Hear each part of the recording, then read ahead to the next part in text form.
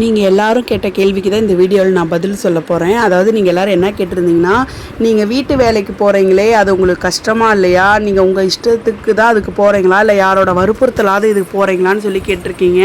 ஆமாங்க, எங்கள் வீட்டுக்காரர் என்னை ரொம்ப டார்ச்சர் பண்ணார்.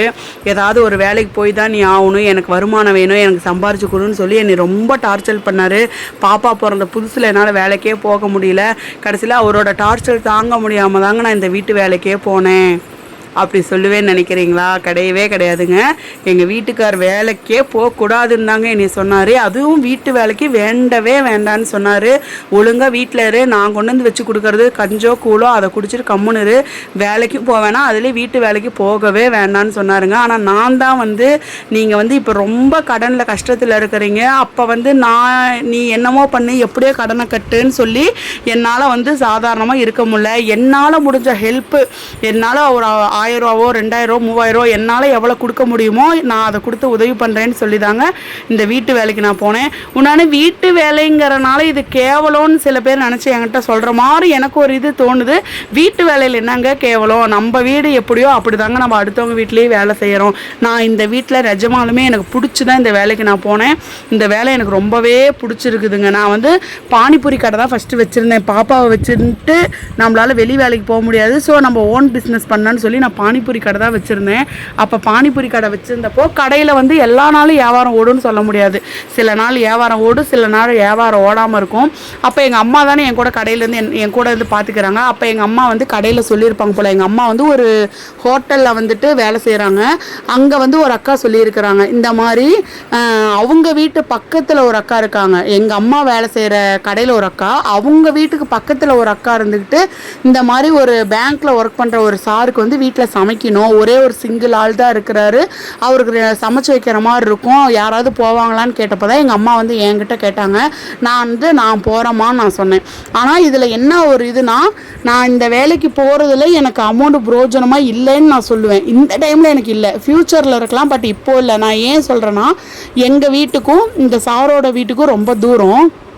அதாவது ஒரு ஆட்டோலையும் போக முடியாது, பஸ்ஸுலேயும் போக முடியாது. கண்டிப்பாக நமக்கு வண்டி ஒன்று தேவைப்பட்டுச்சு. ஸோ நாங்கள் என்ன பண்ணோன்னா, இங்கே போய் நாள் நாங்கள் வேலைன்னு ஒன்று கேட்டுட்டு வந்த உடனே அந்த தூரத்தை ரொம்ப பார்த்து எனக்கு இந்த வேலைக்கு போக விருப்பமே இல்லை. ஆனால் இந்த வேலை எனக்கு ஈஸின்னு தோணுச்சு. ஏன்னா சார் வீட்டில் இல்லை, நம்ம வீட்டில் நம்ம என்ன சமைக்கிறோம், வீடு கூட்டுறோம், வீடு துடைக்கிறோம், அதே வேலையை தான் இந்த சார் வீட்லேயும் நம்ம செய்ய போகிறோம். ஸோ அதனால் எனக்கு இந்த வேலையை விடவும் மனசு இல்லை. இந்த வண்டி இல்லைங்கிற காரணத்துக்காக இந்த வேலையை விடக்கூடாதுங்கிறதுக்காக, இந்த வேலைக்கு போகணுங்கிறதுக்காகவே நான் ஸ்கூட்டி எடுத்தேன். ஸ்கூட்டியோட ரேட் 1,16,000 என்னமோ. அதை நாங்கள் டீவில் போட்டோம். மாதம் 5,160 ரூபா நான் டீவு கட்டுறேன். 2 வருஷத்துக்கு டீவு போட்டிருக்கேன். இந்த வேலைக்கு இப்போ நான் போய் 10 மாதமோ 11 மாதமோ ஆகுது. அந்த மாதம் தான் கரெக்டாக டீவும் கட்டியிருக்கேன். 2 வருஷம் கம்பல்சரி நான் இந்த வீட்டில் வேலை செஞ்சு தான் ஆகணும், என் வண்டி டீவு கட்டுறதுக்காக. ஏன்னா ஆல்ரெடியே எங்கள் வீட்டுக்கார் ரொம்ப கஷ்டத்தில் இருக்கார்.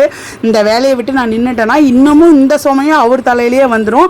ஆனால் இந்த வேலைக்கு போகிறதுல இன்றைக்கி என்னால் எங்கள் வீட்டுக்காருக்கு வருமானம் இல்லை, ஆனால் நாளைக்கு வண்டி மிச்சம் அப்படின்னு நம்ம எடுத்துக்கலாம். பட் இன்றைக்கி அவருக்கு ஒரு கடனுக்கு ஹெல்ப்பாக என்னால் இருக்க முடியல. ஆனால் இதோடு சேர்ந்து நான் ஈவினிங் பானிபூரி கடையும் இப்போ நான் பார்த்துக்கிறேன். பானிபூரி கடைக்கும் போகிறேன், சார் வீட்டுக்கு வேலைக்கும் போகிறேன். இந்த வேலைக்கு நான் பகலில் மட்டும் போனப்போ சார் எனக்கு 6,000 ரூபா சம்பளம் கொடுத்தாரு. அதுக்கப்புறம் சார் நான் நடுவில் கொஞ்ச நாள் பானிபூரி கடை வைக்கல. அப்போ சார் பானிபூரி கடை வைக்கலைன்னா நைட்டும் டிஃபன் செஞ்சு கொடுக்குறீங்களான்னு சொல்லி கேட்டாங்க. ஸோ இப்போ நான் நைட்டும் டிஃபன் செய்ய போகிறேன். இப்போ பானிபூரி கடையும் வச்சுருக்கேன், இருந்தாலும் சார் வீட்டுக்கு டிஃபன் செய்யவும் போகிறேன். காலையிலைக்கு நைட்டுக்கும் செய்கிறதுக்கு 2க்கும் சேர்த்து எனக்கு சார் 7,500 ரூபா சம்பளம் தராரு. இந்த 2 நேரம் நான் வீட்டுக்கு போகிறப்ப சார் வீட்டில் இருக்க மாட்டார். காலையில் ஒரு டோர் பூட்டி வெளியே ஒரு இடத்துல சாவி வச்சுட்டு போயிடுவார். நான் போய் சாவி எடுத்து அவர் என்ன சமைக்கணுமோ அதை எனக்கு வாட்ஸ்அப்பில் போட்டு விட்டுருவார். திங்ஸ் எல்லாமே அவரே வாங்கி வச்சுட்டு போயிடுவார். எனக்கு ஒன்லி சமைக்கிறது மட்டும்தான் வேணாம். என்ன சமைக்க சொல்கிறாரோ அதை சமைச்சிட்டு நான் டோர் பூட்டிட்டு அதே இடத்துல சாவியை வச்சுட்டு இருந்துடுவேன். சார் மதியம் 1 மணிக்கு சாப்பிட்டுட்டு போயிடுவார். ஈவினிங் நான் ஒரு 7-7:30 அந்த மாதிரி போவேன். சார் வரத்துக்குள்ளார மேக்ஸிமம் பல நாள் செஞ்சுருவேன். ஒவ்வொரு நாள் நான் செஞ்சுட்டு இருக்கப்பயே அவர் வந்துடுவார். வந்ததுக்கப்புறம் அப்போவும் நைட்டும் என்ன சமைக்கணுங்கிறத அவர் தான் மெசேஜ் போட்டு விடுவார். அந்த மெசேஜ் பிரகாரம் தான் நான் சமைச்சிட்டு வருவேன். எனக்கு இந்த வீட்டில் வேலை செய்கிறதுல எந்த ஒரு கஷ்டமும் இல்லை. எனக்கு ஆக்சுவலி சமைக்கிறது ரொம்பவே பிடிக்கும்.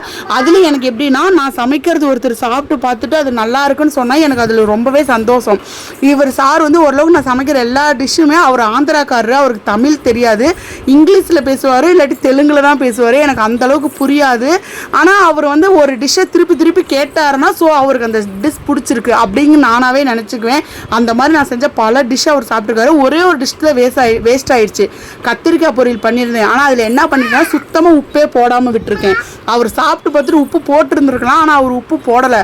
அடுத்த நாள் போய் பார்க்குறப்ப கத்திரிக்காய் அப்படியே இருந்துச்சு. சார் 2 நாள் கழித்து சொன்னார், ஏமா அன்றைக்கி கத்திரிக்காய் பண்ணப்போ உப்பு போடலையா அப்படின்னு கேட்டிருந்தாரு. ஐயோ சார் மறந்துட்டேங்க சார் அப்படின்னு. ஏன்னா நான் சார் வீட்டில் சமைக்கிறது எதுவுமே டேஸ்ட் பண்ணி பார்க்க மாட்டேன். எனக்கு அது எங்கள் வீட்லேயுமே அதே பழக்கம் தான்.